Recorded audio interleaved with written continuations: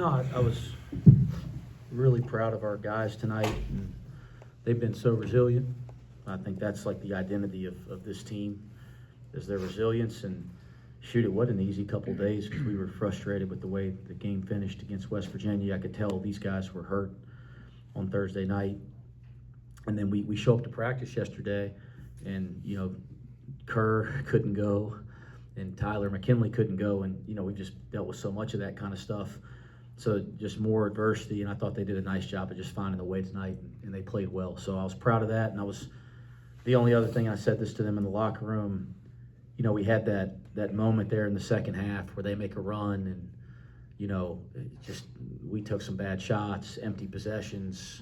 They seem like they're just having their way offensively, and we didn't get frustrated. We didn't get tight. We just started defending, and our defense turned to offense, and we were able to push the lead out. So I thought that was a really important segment for these guys and showed a lot about their character, and, you know, how hard they're trying to do it right. Open up for questions. Was it just that you guys were looser today after everything that's happened? I mean, what more could happen? I mean, were demons exercised today? I don't know. I think we have, I've said this over and over again, but we have like an unbelievable roster.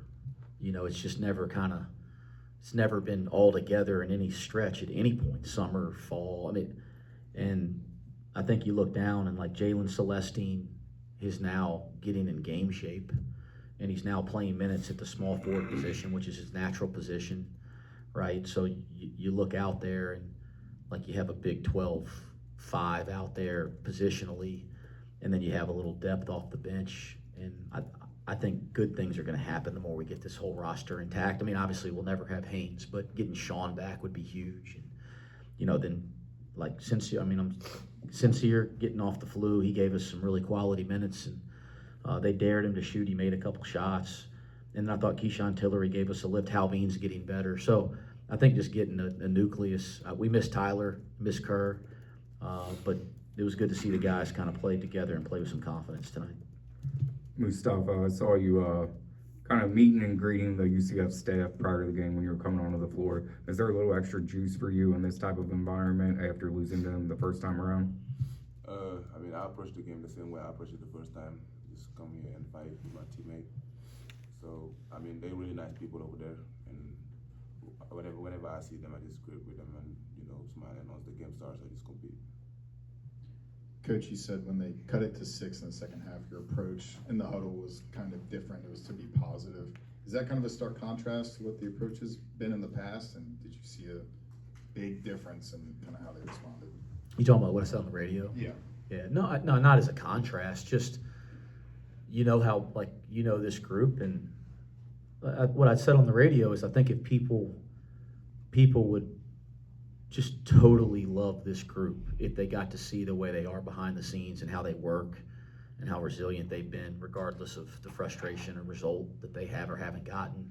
I think people would love that. And the thing that I know about them is how bad they want to be successful, and they're so close, right? Like so many times. So what I really referred to is I knew after the West Virginia game a couple nights ago when that happened, it was just really important to be positive with them as an entire staff. That doesn't mean we've been like crazy negative at any point in those situations before, but we were trying to be really positive and get these guys to have the right psyche and mentality. And then they did it. They went out, put together a couple great defensive possessions, and that turned into offense. And that's how you work through difficult sequences in college basketball games. Every Big 12 team goes through some tough stretches, and every Big 12 team, for the most part, is going to make a run every night. I mean, that's to be expected.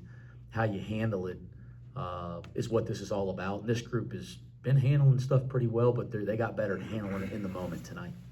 Moustapha, how hard was it to fight through that injury over this whole week, and then you give the team, I mean, looked like 100% out there to me, 31 minutes of strong ball?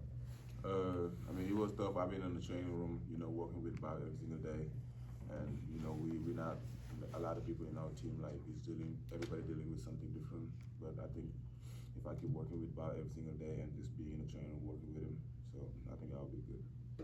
Yeah, you guys know he's not 100% when he jumped up there on a point-blank dunk, and he didn't just dunk it in. If he's 100%, he jams that thing. Baba, what does 1,000 career points mean to you? I mean, mean, it's a good accomplishment, but I feel like I've been in college long enough and affecting the game in a way where I've had a lot of good teammates throughout the way and coaches that have put me in great position, and it just ends up happening just with Tom.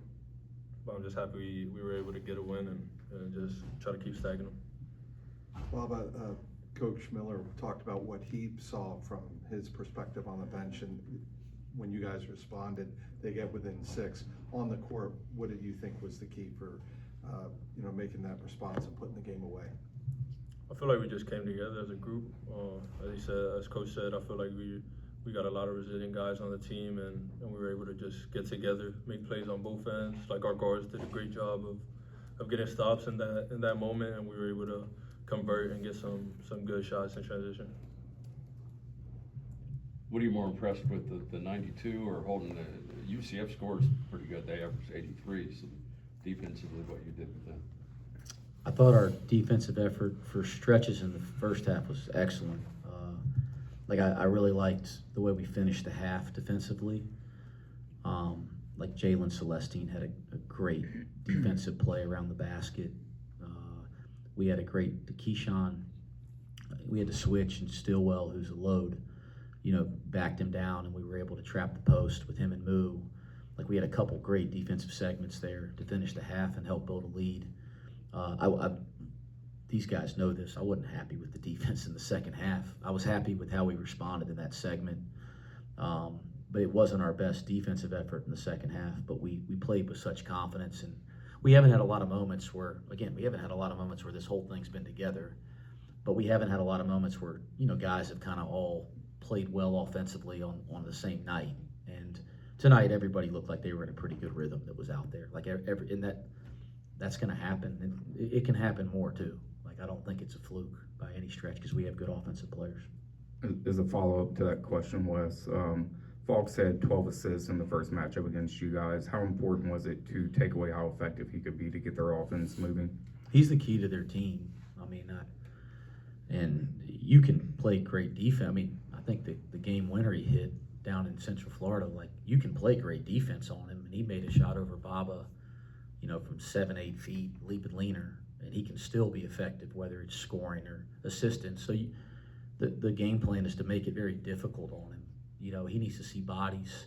I thought there were some great possessions. We'll show that on tape to the players where it wasn't just the guy defeating the pick and roll, because he's in so many high pick and rolls and side pick and rolls, whether it was Jizzle or Keyshawn. It wasn't just the guy defeating the pick and roll, but it was Moo in coverage was really good on some possessions tonight, and then the other 3 getting in the right spots to show him 5 bodies and 5 guys in a stance. That was a big key. Certainly there's some strategy things that we're doing different players, but I just think the plays that you could have 5 guys in a stance in the right position early when he comes off the pick and roll, those give you the best chance. And I thought we did that a fair amount of times tonight. Wes, is there a particular reason Jordy Rodriguez hasn't broken into the rotation more often this season? Yeah, I think in fairness to Jordy, he was, you come in late, and Baba could speak to this, and you come from Europe, this is an adjustment. College basketball, even though Jordy's played at an extremely high level in Spain, the way our game's played, the way it's officiated, the style, it's an adjustment for everybody. So he went through that some early, and then he started to really turn a corner there. And I'd have to go back and look at the exact dates, but after 5 or 6 games, he started to really turn a corner in practice, maybe 7, 8. And we were trying to kind of move him into the rotation a little bit and give him some opportunity. And then I think it was the game before Clemson, he got a concussion. And that was during the segment, we were starting to play him more. If you go back and look at it, we were trying to give him some rotations. And he took a crazy shot and got a concussion. It was so bad when he got back from Christmas break, and this might have been 8, 9 days later, he still wasn't cleared to completely play.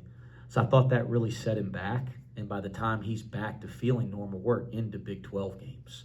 So I thought that hurt him a little bit. But here recently, with some of the other crap we've dealt with Sean, he's getting some moments, and he's a really gifted player. and it was good to see him contribute tonight. I couldn't believe he didn't take that three. We ran a little baseline runner for him. I think I heard Baba saying shoot it, but he was wide open coming off of a baseline runner action after he made the first one, and I couldn't believe he didn't shoot it. But he's going to keep getting better and better. Another question or two, Keegan. You've kind of made reference to it with the guy's character, but what did it mean to you as these guys coach that at this point in the year, especially regarding how Thursday went, they just decided to show up and play how they played for the fans, the university, and their teammates? Yeah, I think the identity of this team is their resiliency. Like, I think people would be, if they got to really see it day to day, would be really proud that these guys wear the Cincinnati uniform by how they carry themselves and how they go about it. I was not worried about them wanting to come out and play the right. There's not been a game this year that they haven't come out with the right mentality to want to do it right. I was worried about the hangover effect of how disappointed they were Thursday. In fairness, we talked about that on the practice court yesterday. I think, I don't know how much talking it was, but we addressed that on the practice court, and I'm really proud of what these guys were able to do tonight. A 20-point win in the Big 12, that's something that doesn't happen all the time. So I was proud of that. Proud of them. Last one, Scott. You're a point guard, so with guys like Kerr out and Buck out, has that helped in a way? Keyshawn Tillery, who had some pretty good minutes for you. Yeah, Keyshawn's minutes in the first half were significant. I think everybody can. I said this on the radio. He's going to be an elite college guard. Elite. Like I see Keyshawn Tillery in a Final Four one day, because he's got leadership characteristics. He's got the competitive edge, and he's got all the ability. Going through this freshman year, like, he's learning on the fly, and he's becoming better at taking care of the ball. You know, he had a couple tonight. I think they only got him for one, but there's a couple plays tonight where the ball's loose. The more experience he gets, the more he keeps learning the college game, the better and better he's going to be. But his minutes in the first half were very impactful for our team, but on both sides. Thanks, guys. Thanks, Wes.